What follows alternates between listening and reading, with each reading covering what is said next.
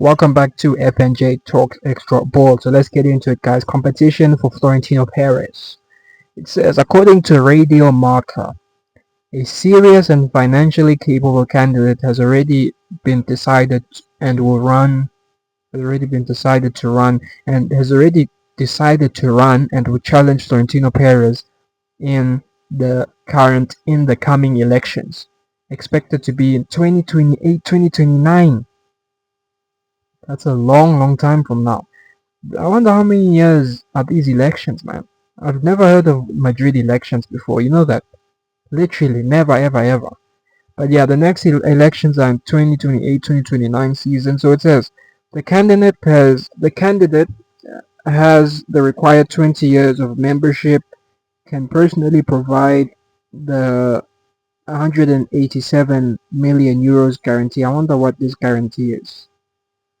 Is this his own money which he can inject in the club? I wonder. He can personally provide the 187 million guarantee. He will not depend on investors or board members. He will wait for the official election period to and avoid public opposition unless Florentino Perez pushes privatization ideas. This means Florentino won't be able to repeat what happened in 2013. Oh, these are the election years. These are the election years. Okay, so there was an election in 2013, 2017, 2021, and 2025. So it's every 4 years. 18, 19, 20. So it's every 4 years. 14, 15. Yeah, it's every 4 years. That's weird. Nobody ever talks about elections for Madrid. Never. I've never heard any candidate names. Nothing. I've never heard of elections at Madrid. All these years I've been a Madrid fan. This means Florentino won't be able to repeat what happened in 2013, 2017, 2021, and 2025 when he ran without opposition under rushed and restrictive election rules. Yeah, because we never hear about the elections, man. They were rushed. Let's see. So before 2012, 2011, 10, 9, yeah. It's every 4 years because I think Florentino Perez became the Real Madrid president in 2009. Of course, he was there before, but when he came back for his second spell, 2009. So it's 2009, 2013, 2017, 2021, 2025. The next one will be 2026, 7, 8, 9 in 2029, and then yeah, from there. I didn't know about Madrid elections because I've been hearing about Barcelona elections. Another elections I've never heard of is the Atletico Madrid elections. I didn't know Atletico have elections.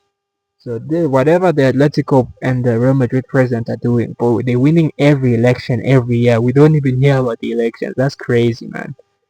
But look, sorry, for the first time in years, Real Madrid socios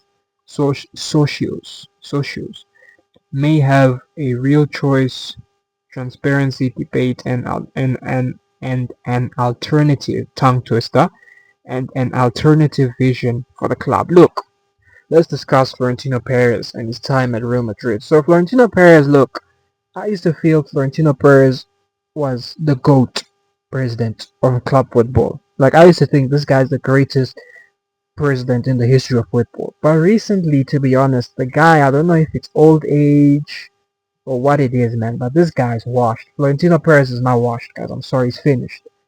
The decisions this guy makes is terrible, man. Absolutely terrible. I'm very confused. The transfer strategy, because at Real Madrid, I think we can all safely say that Florentino Perez is the one that decides everything. From head to toe, he's the one. So for Madrid to be suffering like this, it's definitely because of him. And this guy would not sign number 9. He would not sign defenders. We need defenders. We need a creative midfielder. We need a number 9. But this guy refuses to sign the players we need. Did Madrid really need Franco Mastantuono? Did they really need him? Did they really need some of these players that they buy? It's ridiculous. Trent, we needed. Okay. Carenas, we needed. No problem. Who else? Dean Howson, centre back. We need centre backs. But we look at the other players. Mbappe, did we need Mbappe? Of course, Mbappe is the best player in the world. Of course, why wouldn't you need him? But should have signed the number 9. The only thing I'd say is that we need Mbappe. If Mbappe, you look, this is what you do. You tell Mbappe, look, 2018, in my opinion, Mbappe was supposed to join 2018. But look, he doesn't come in 2018. He wants to build his career in France. No problem. 2022. If you reject in 2022, I'm sorry, dude. We have to buy a number 9. But it's a tough one, man. Because after he rejected in 2022, if I was the president, I wouldn't have signed him. I would have bought Haaland, to be honest. Because the way I don't get why. Because look at Madrid now. We need a number 9. I know Mbappe scores all these goals and fair play to him, but the thing is, Mbappe, the best time for this guy to join would have been 2018. Because at that time, the left wing would have been his. And right wing, I'm not sure. Does the guy know how to play right wing, or he doesn't know how to play right wing? He won a World Cup playing at right wing, but he never plays at right wing now, so I don't know. But yeah, it's a very interesting discussion because I look at this and I go, was it a mistake for Real Madrid to sign Mbappe? For me, it wasn't a mistake because he's still scoring. The thing is, this team is missing a Cruz profile. I'm telling you guys, and the injuries as well. We can't really say was it a mistake for Madrid to sign Mbappe until we see Madrid fully fit and they have a Cruz player there. Because I have a theory about this. Well, what if Madrid don't need a big number 9? What if they just need a controller in the midfield or two controllers in the midfield and they just need to be free from injuries? Because remember, since Mbappe came to Madrid, Madrid has had injury after injury after injury after injury after injury. I'm curious to see this team. We haven't seen Madrid fully fit when Mbappe has been here. Since Mbappe's been here. So I hear people saying, oh, it's Mbappe's fault. Oh, it's Vinicius' fault. Oh, it's Bellingham's fault. Oh, we shouldn't have signed this player. Oh, Florentino Perez this. I have a theory. What if what happens if Madrid get the controlling midfielder which they need and they get a big number 9? Sorry, not a big number 9, and they get what you call this, a controlling midfielder, and they're free from injuries. I believe Madrid would do very well, man. And to be honest, this thing would be solved if Mbappe just learned how to hit the ball. And let me tell you about this hitting a ball thing. It's not difficult, man. Mbappe just needs to get a coach to train him how to hit the ball.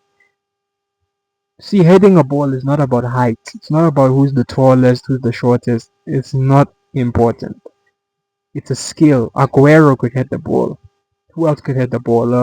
Sergio Ramos could hit the ball. These are not the tallest players in the world. Hitting a ball has nothing to do with your height. Of course, your height helps, but it's not like the main factor. If height was the main factor, then who's that pundit that used to be a Liverpool player and is very tall? I forgot his name, but that guy is not the best header of the ball in football history.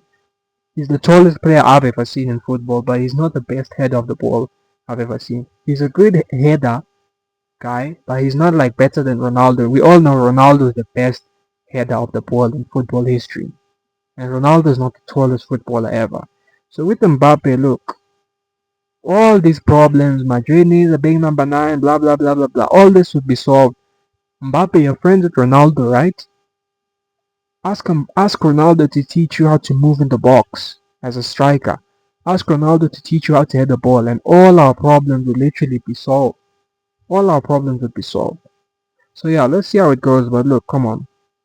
But Florentino Perez. So I'm not interested in blaming the players for what's happening in Madrid. The only thing I can say is injuries, injuries, injuries, injuries. And Florentino Perez was supposed to replace Cruz. And if the injuries are this bad, he was supposed to sign a lot of centre backs, and creative midfielders. We don't need pace and power anymore. Now we just need creative midfielders and defender centre backs. That's what we need. We don't need these young Brazilian attackers anymore and all of that. No. Now we need solid defenders and we need creative midfielders, magicians in the midfield. That's all we need. Striker, like I said, Mbappe can be a number 9, a top quality number 9, but he must learn how to hit the ball. Thanks for watching, guys. Subscribe. Bam bam.